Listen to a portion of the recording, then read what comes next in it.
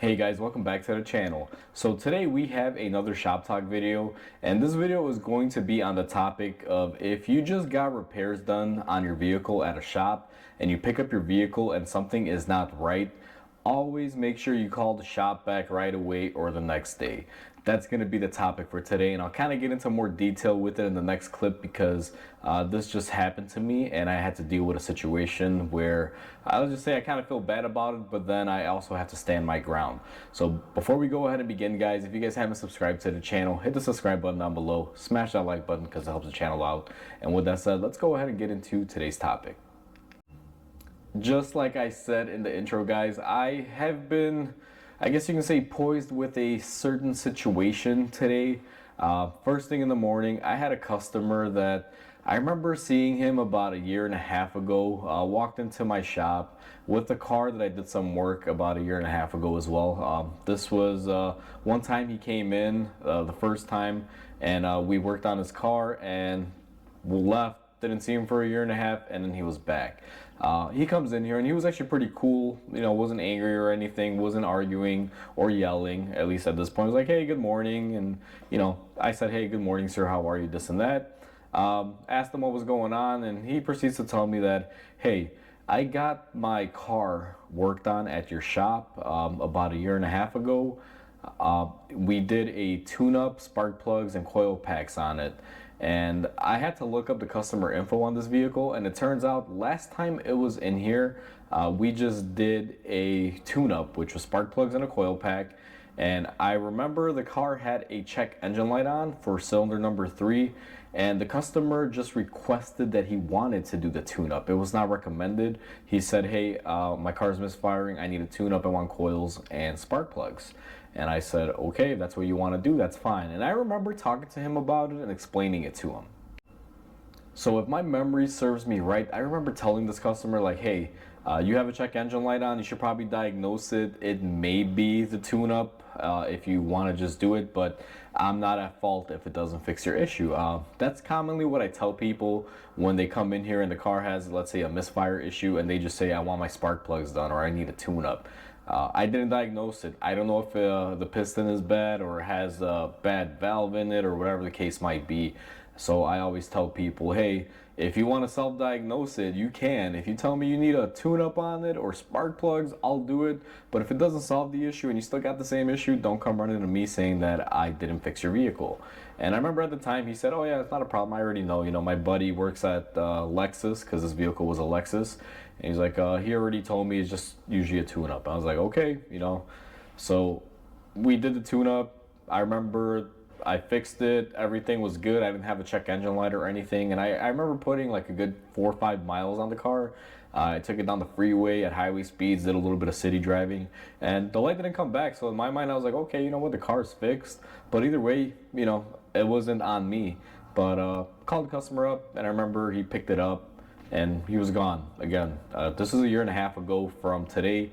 We're currently in March of 23, so this is what, 2021, towards the middle of the year, I want to say. And so, you know, he leaves and he comes back, you know, today. We're, like I said, we're in March of 23, and he's like, well, I had my car worked on and we did a tune-up, and as soon as I picked up my car, the check engine light came on, and I just got busy with life and I couldn't come back until now. Now, how do you handle that? For me, it took me a second. Like I rarely have a moment where I'm a little like, what do I do in this situation? But I had to take a hard minute, and I just kind of thought about it, and I was like, okay. I was like, do you have all your information that you brought it in? Now, that was just to see if, you know, the guy had some truth to him and everything.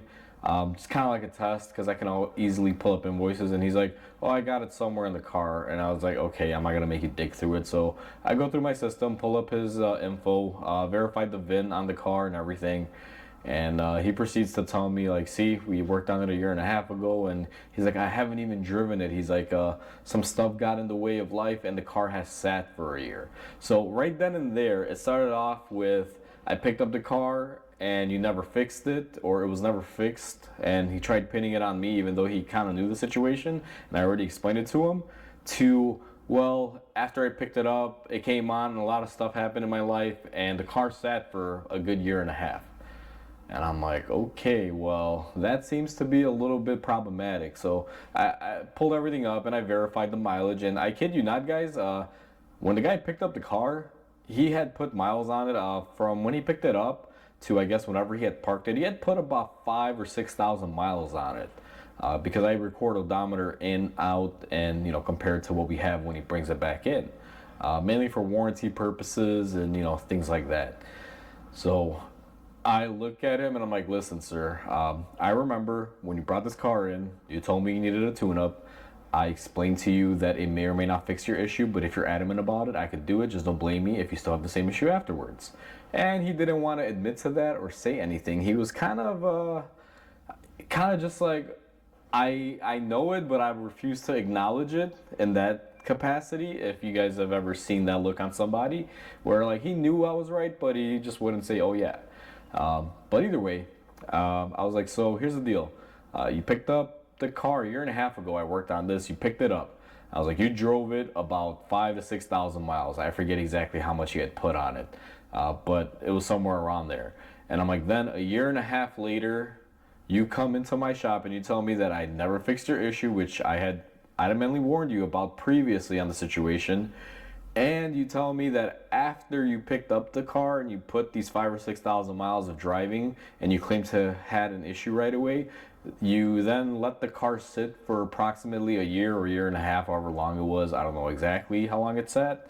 And now you're telling me that you're trying to get the car back up and running and on the road, and you have a check engine light on, and it's my fault.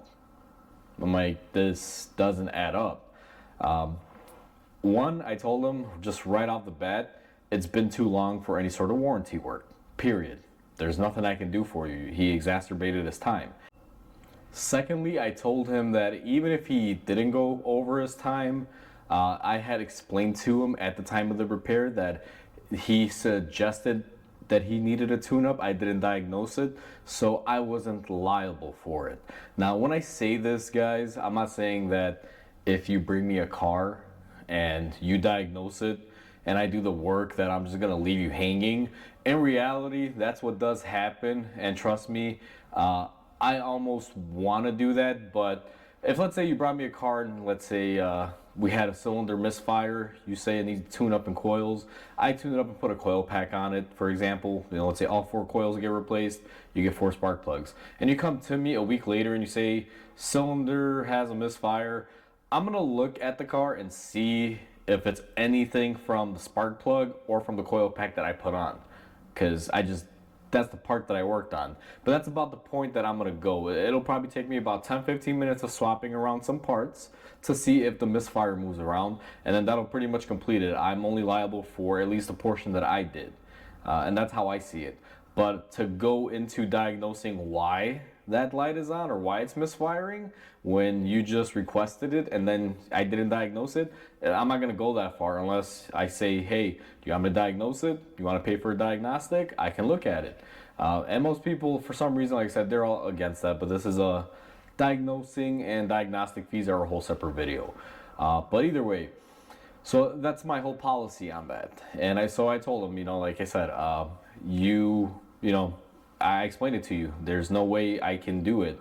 And then I was like, thirdly, you let the car sit for about a year and a half or a year, however long the time frame was. I was like, if you just put brand new parts on a car and you take it home and you park it for a year, year and a half, those parts are going to rot up or rust up. Now, in the case of spark plugs, what can happen is they can just build up a bunch of rust or carbon or whatever can build up on them from, not driving it. Especially a newer spark plug that hasn't been seasoned yet, that hasn't had drive cycles enough to, get everything to kind of temper in a way. Not that you have to do that, but, a lot of stuff will collect over the years on there. Plus, how do I know the fuel system isn't deteriorating because it's sat for that long? Maybe you got bad fuel, or the bad fuel caused bad fuel pump, and we have a whole separate issue. How do I know that the check engine light came on right away? Because there's just been such a big amount of time. There was just so many wrongs in this. Like I said, I'm not against helping people out if we did something here at the shop. But again, I won't go into extremes. I mean, everything about the situation just sucked. The time lapse, a year and a half, with the addition that the car sat, and also the fact that he knew and I explained the situation to him beforehand. So we just had three bad things right off the bat that were just hindering this thing. So I just told the guy, listen, it's been a year and a half. I'll look at what I installed, which is going to be the coil pack and the spark plug for that cylinder. So what I did was I pulled them off and I did a quick swap. Luckily, it was on the side where I don't have to take out the intake, because this was a Lexus IS250 where the intake wraps over. It's a V6. So luckily, at least it was on the open side. I did my swap, checked my coil pack. Everything was good.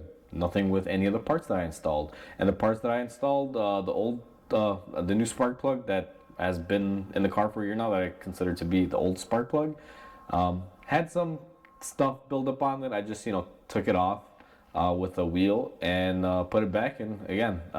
Cleared the light. I ran the car in the shop, drove it around. I didn't have an issue, and just gave the car to the customer. This all happened earlier this morning, so it's still pretty fresh. But to me, guys, the whole point of this video and this story is pretty much to sum it up. If you have your car worked on at a shop and you pick your car up and there is something wrong with it right off the bat, I know life can be busy. You may not have the time to go back in right away, but at least call that shop and be like, hey, I'm Mike. I was just at your shop with my Toyota.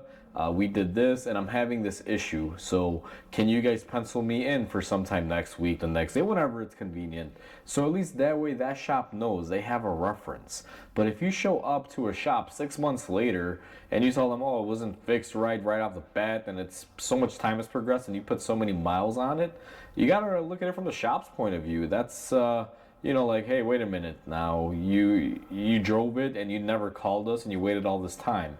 Now, typically 6 months is not really a big deal, because most warranties are basically, up to a year, depending on where you are. But for the most part, guys, a year and a half and, stuff like that, like it's overkill. And that's why. So, with this particular situation, always call in, always let them know. Even if, let's say, you worked on your car at a shop and then you're gone for 3 months out of the country or somewhere and the car's sitting, make sure you at least call them and explain. Be like, hey, I just got it serviced. I can't bring it back right away. I'm going to be gone on a trip or whatever life's throwing at you. And when I come back and I bring it in, schedule an appointment. So that way they have it in their system. They know when they scheduled it.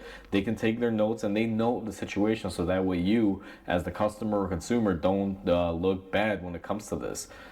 So, just something I thought I'd share with you guys, because I ran into the situation today and, I believe I handled it good. Even though it's been so long, I still checked my work and I reminded the customer of the situation and what we had talked about.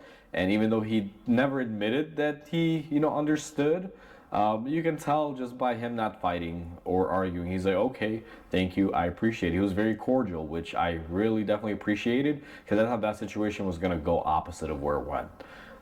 So at least that's the good thing in all this. But just like I said, guys, be very consistent. Make sure you call and contact and communicate if you ever run into this issue. So with that said, guys, this pretty much wraps up this video.